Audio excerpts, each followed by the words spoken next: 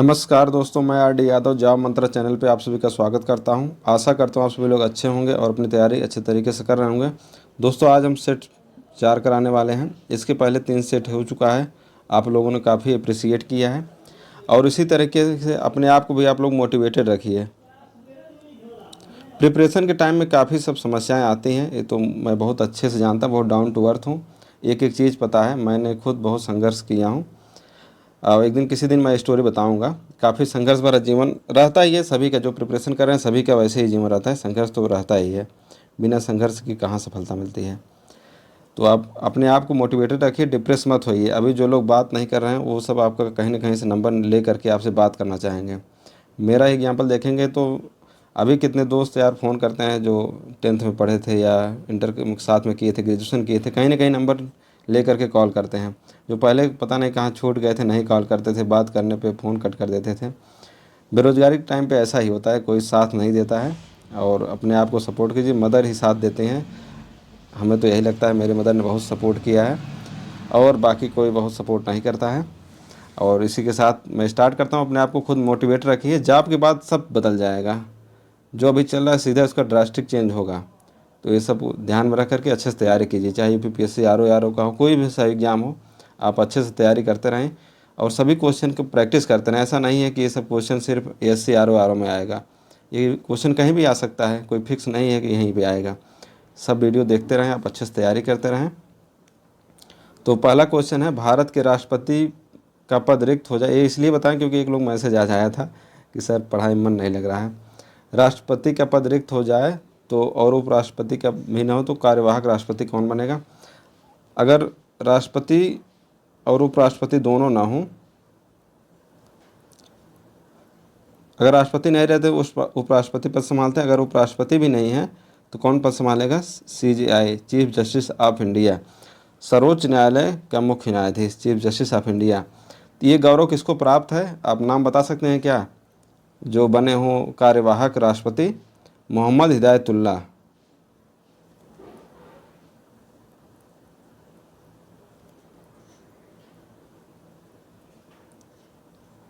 और इन्हीं को एक कितने लकी पर्सन थे, ये वाइस प्रेसिडेंट भी बने थे, प्रेसिडेंट भी बने थे। प्रेसिडेंट तो 2 बार कार्यवाहक राष्ट्रपति बने, वाइस प्रेसिडेंट, प्रेसिडेंट और CJI तो थे ही। ये तीनों चीज़ मिलना बहुत अपने आप में बहुत गौरव वाली बात है। बहुत लकी पर्सन थे। सर्वोच्च न्यायालय का मुख्य न्यायाधीश कौन बने थे? मोहम्मद हिदायतुल्लाह। ये कई बार क्वेश्चन में आ चुका है। और कैसे बने थे लोग? जाकिर हुसैन थे राष्ट्रपति, उनकी डेथ हो गई। फिर उपराष्ट्रपति कौन थे? VV गिरी थे, वो संभाले पद। फिर उनको इलेक्शन लड़ना था तो वहाँ से त्यागपत्र दिए और ये बन गए फिर चीफ जस्टिस ऑफ इंडिया, राष्ट्रपति। और इससे रिलेटेड और कौन सा क्वेश्चन आ सकता है? यहाँ पे भारत का महान्यायाधीश से रिलेटेड क्वेश्चन सीधा सीधा आता है, किस आर्टिकल में है? आर्टिकल 76 में है। एक ही क्वेश्चन आता है, बहुत नहीं। या तो पूछ लिया जाता है करंट में कौन है। लोकसभा अध्यक्ष, इसमें एक महत्वपूर्ण क्वेश्चन आता है, जब संयुक्त बैठक होती है लोकसभा और राज्यसभा की तो अध्यक्षता कौन करता है? संयुक्त बैठक की अध्यक्षता कई बार आता है राष्ट्रपति, उपराष्ट्रपति, लेकिन इसका सिंपल आंसर तो लोकसभा का अध्यक्ष। और किस आर्टिकल में लिखा गया? 108 आर्टिकल में, संयुक्त अधिवेशन 108 में। ये कई बार क्वेश्चन आ चुका है, संयुक्त अधिवेशन की अध्यक्षता कौन करता है? कई लोग उसमें राष्ट्रपति टिक कर देते हैं। नेक्स्ट क्वेश्चन देखते हैं, कौन सा रोग मच्छरों के काटने से नहीं होता है? तो ये आप सिंपल सा देख सकते हैं, हेपेटाइटिस मच्छरों के काटने से नहीं होता है। ये इन्फेक्टेड चीज़ों को खाने से, जैसे दूषित पानी खाना, ऐसे कुछ खाने से होता है। इसमें लीवर इन्फेक्टेड होता है, जैसे फैटी लीवर वगैरह, ये सब ऐसे हेपेटाइटिस के लक्षण होते हैं। फील पाँव किस मच्छर से होता है? क्यूलेक्स मच्छर काटने से होता है। डेंगू एडीज मच्छर काटने से होता है। मलेरिया मादा एनोफिलीज, ये तो आप जानते हैं, कई बार क्वेश्चन में आ चुका है। अच्छा एक बताइए, एक बार क्वेश्चन आया था, एलिसा टेस्ट किस में किया जाता है? एलिसा टेस्ट ये भी एग्जाम में आया हुआ है। निम्नलिखित में से कौन एक खाद्य परिरक्षक फूड प्रिजर्वेटिव, कौन फूड प्रिजर्वेटिव नहीं है? इसका आंसर होगा अम्लराज। अम्लराज में क्या क्या होता है, HCl और HNO3। और कई बार इसका रेशियो पूछा जाता है, तो यहाँ पे 3 है सिंपल, तो इसका 3:1 ऐसे मैंने याद किया था। और ये किस काम में आता है, सोना प्लेटिनम ये सबको धुलने घोलने काम आता है। तो ये बहुत हार्ड होता है, कुछ भी घोल सकता है, तो ये प्रिजर्वेटिव कैसे यूज हो सकता है, ऐसे चीज़ों को धोलने घोलने काम आता है। सोडियम नाइट्राइट इसको मैं पहले बता चुका था, फर्स्ट सेट में बताया था। इसका अलग एक दूसरा नाम क्या है, बहुत बार क्वेश्चन आ चुका है, चिली साल्ट पीटर। और सीधे क्वेश्चन आता है सोडियम का एस क्या है, चिली साल्टपीटर, या चिली साल्टपीटर का रासायनिक नाम क्या है, सोडियम नाइट्रेट। सिरका, सिरका का रासायनिक नाम क्या है, एसिटिक एसिड।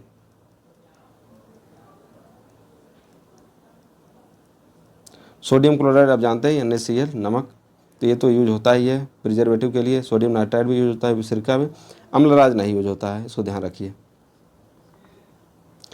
गुरुत्वाकर्षण तरंगों का पता लगाने के लिए पहली बार किस यंत्र का प्रयोग किया गया था, तो यहाँ पे किया गया था LIGO का। इसका एक फुल फॉर्म भी है, लेजर इंटरफेरोमीटर।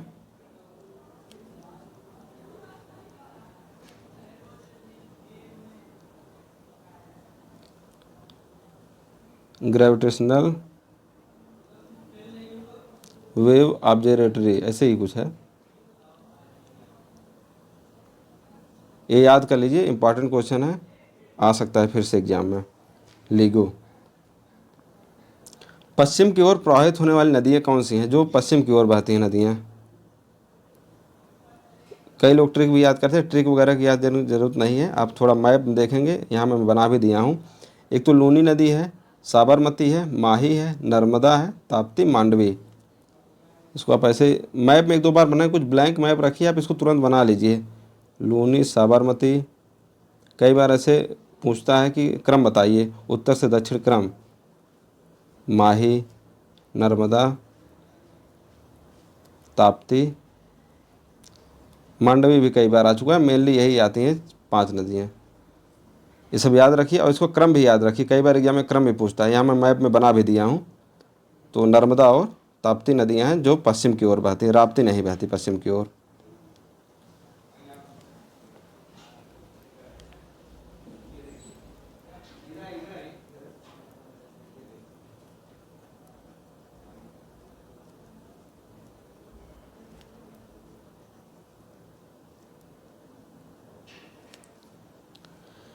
इसमें ग्रेट लेक्स का हिस्सा नहीं, ग्रेट लेक कहाँ पे है ये आपको पता ही होगा।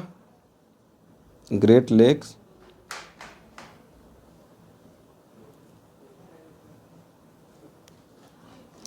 अमेरिका और कनाडा के बॉर्डर पर है।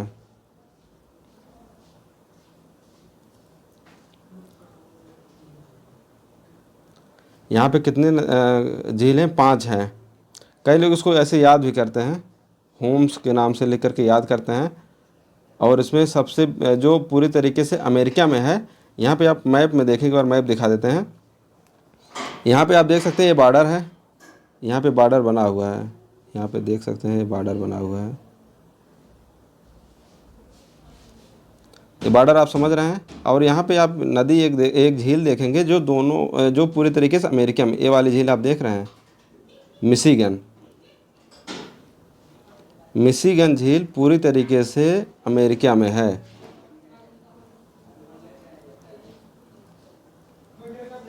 और जो झील है देख सकते हैं यहाँ पे, सुपीरियर लेक सुपीरियर दोनों में है, ह्यूरॉन दोनों में है, इरी दोनों में है, ओंटारियो दोनों में है। एक और क्वेश्चन मैं आपको बताया था, एक नहर है सू नहर, ये वाली नहर सू नहर जो सुपीरियर और ह्यूरॉन को जोड़ती है,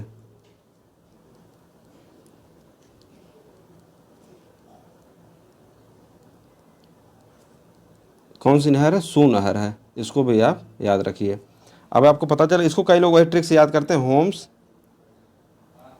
और उसमें मिडिल में आता है, इसी को इसको रख देते हैं अमेरिका के, एकदम अमेरिका में पूरी तरीके से है।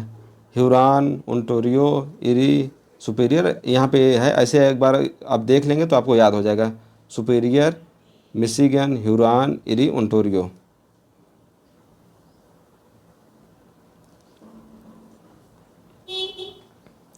अगला क्वेश्चन है, निम्नलिखित में से कौन सर्वप्रथम प्रेस सेंसरशिप लागू की थी? सर्वप्रथम कौन लागू किया था? सर्वप्रथम अगर फर्स्ट टाइम के लिए बोला जाता है Lord Wellesley, first time press censorship.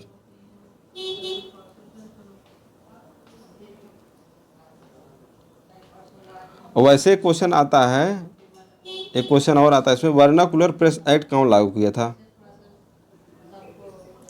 Vernacular press act, इसको लागू किया था लॉर्ड लिटन ने। और इसको हटाया कौन था? लॉर्ड रिपन ने हटाया था। ये दोनों क्वेश्चन याद रख लीजिए। एक वर्नाकुलर प्रेस एक्ट आता है तो कौन लाया था? लॉर्ड लिटन। हटाया कौन? Lord Ripon. और पहली बार अगर पूछे तो लॉर्ड वेलेजली। और वेलेजली का और क्या है? सहायक सिद्धांत, सहायक संधि, सहायक संधि। इसमें सबसे पहले कौन हस्ताक्षर किया? सहायक संधि लाया था सबसे पहले, कौन हस्ताक्षर किया था? हैदराबाद के निजाम ने।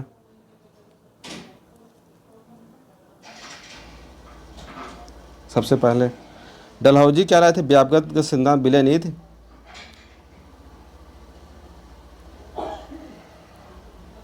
अगर प्रिपरेशन करें सब चीज़ें हमेशा याद रहनी चाहिए। इसमें सबसे पहले किसको ऐड किए थे? 17 को, शायद 1847 में शायद। इसके बाद जैतपुरा, इसी के तहत झांसी को भी इसी में किए थे, विलय किए थे। और इसके बाद लॉर्ड हेस्टिंग के बारे में बताया था, दो हेस्टिंग है, वारेन हेस्टिंग, लॉर्ड हेस्टिंग। और दोनों के बारे में एक महत्वपूर्ण प्रश्न मैं बताया था, वारेन हेस्टिंग और लॉर्ड हेस्टिंग के बारे में महत्वपूर्ण प्रश्न क्या बताया था? एक युद्ध हुआ था, एक प्रथम एंग्लो मराठा युद्ध एक हुआ था, प्रथम एंग्लो मराठा युद्ध।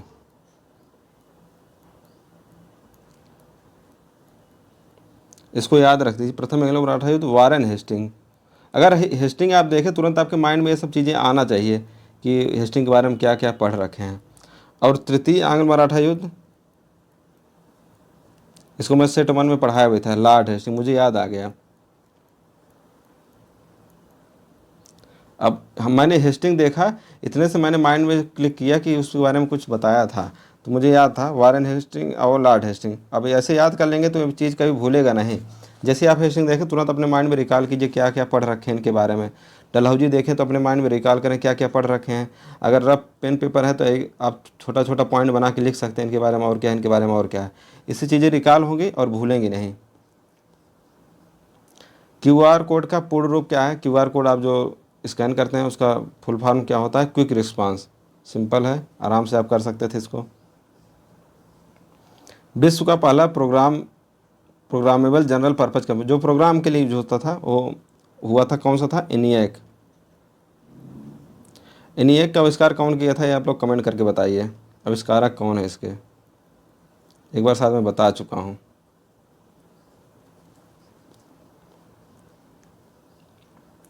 अभी मैथ का क्वेश्चन आ गया है। आज थोड़ा सिंपल सिंपल मैं क्वेश्चन ले रखा हूँ क्योंकि कुछ हार्ड भी हो गए थे बीच में, तो सिंपल रहेगा। ये सब आया हुआ क्वेश्चन है या तो आएगा, ये क्वेश्चन ऐसे ही आया हुआ है।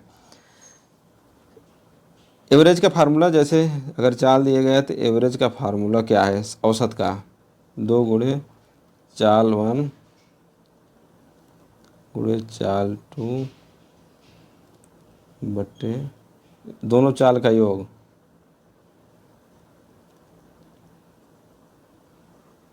यहाँ पे आप मल्टीप्लाई करेंगे 2 गुणे 21 गुणे 28, आप जोड़ेंगे 21 + 28 कितना होता है? 49। 7 तरीके गए, 7 7 49, 7 चौक 28, 24 आ रहा है। एवरेज कितना हो जाएगा? 24। ये सब ऐसे क्वेश्चन जिसको मैथ थोड़ा वीक है, अगर नहीं समझ में आता है तो ये सब फार्मूले और क्वेश्चन को ऐसे माइंड में रखिए आप। कम से कम जो इससे रिलेटेड क्वेश्चन आए वो सब छूटे ना पाएँ। 4-5 क्वेश्चन रहेगा PS APS RO में, 4-5 या 2-3 किसी किसी सेट में था, मतलब आप 5 के अंदर में ही रहेगा। तो 2-3 क्वेश्चन ऐसे रहेंगे, सब ऐसे फैक्ट बेस रहेंगे, मतलब सिंपल फार्मूला लगाएंगे आपका आंसर निकल आएगा। किसी माता और उसके पुत्र की वर्तमान आयु का अनुपात 4:1 है। आज से 14 वर्षों के बाद उसकी आयु का अनुपात 2:1 हो जाएगा। तो माता की वर्तमान आयु क्या है? सिंपल क्वेश्चन है, इसको x में कर लेंगे, 4x माता की आयु, पुत्र x, और दोनों को 14 साल बाद 4x + 14 और इसका x प्लस अनुपात कितना हो जाता है 2:1। अब इसको मल्टीप्लाई कर लीजिए,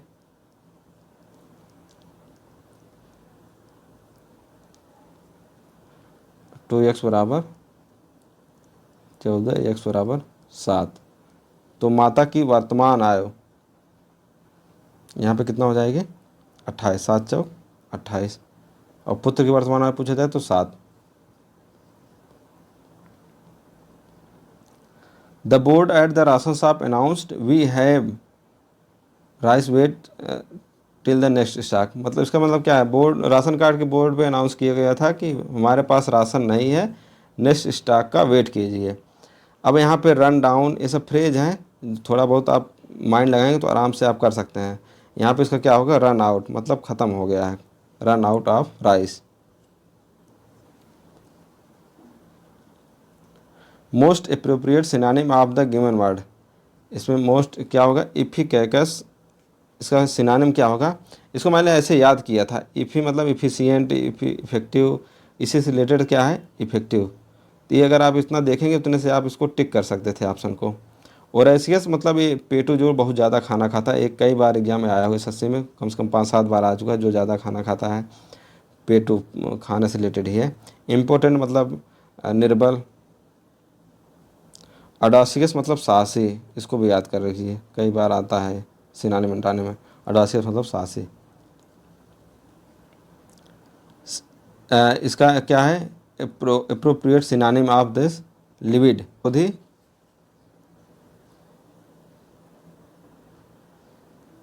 माइल्ड मतलब हल्का, टिमिड मतलब डरपोक टाइप का, और लाइवली मतलब जीवंत, और लिविड मतलब क्या होता है क्रोधी। तो इसमें कौन सा सही होगा, ये ऑप्शन। और सब चीज़ें याद रखिए। पुराने रीति रिवाजों में जकड़ा होना, इसमें क्या होगा, पुराने रीति रिवाज में जकड़ा होना, आधार कौन सा मुहावरा सही होगा। ढाक के 3 पात इसका सही आंसर होगा, पुराने रीति में जकड़ा होना। लकीर का फकीर एक ही दिशा में रहना।